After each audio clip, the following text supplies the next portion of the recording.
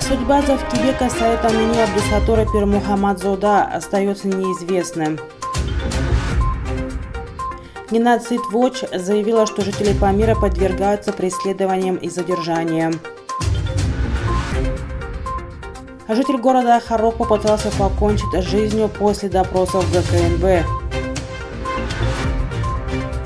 Глава КЧС в Кулябе умер после ссоры из-за воды.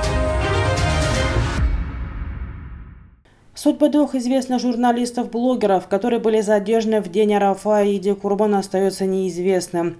Власти не дают никаких комментариев по поводу задержания Завкибека Саид Амини и Абдусатора Пир Мухаммадзода. Саид Амини был задержан вечером 8 июля накануне Иди Курбан, когда он по традиции собирался ехать в дом родителей. 9 июля его родственники сообщили, что он был задержан вчера вечером в Душанбе около одной из автомоек и доставлен в город Вагдад.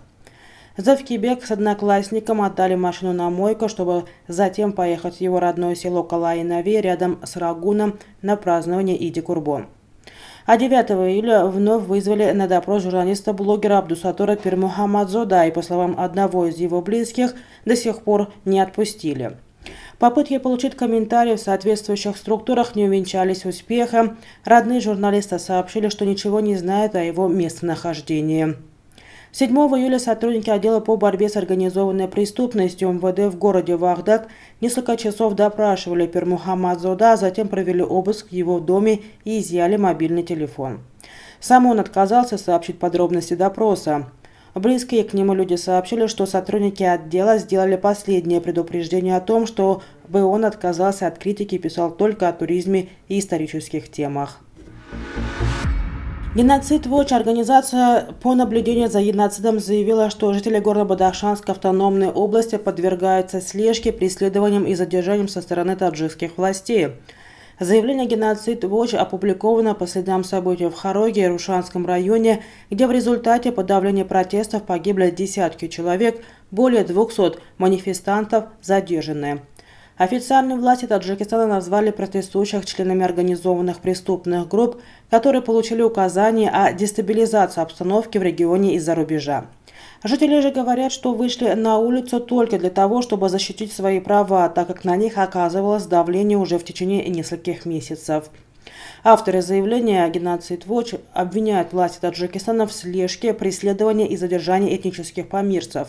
Они пишут также, что силовые структуры Таджикистана похищают активистов из ГБАУ в Москве, чтобы потом на родине приговорить их к длительным тюремным срокам.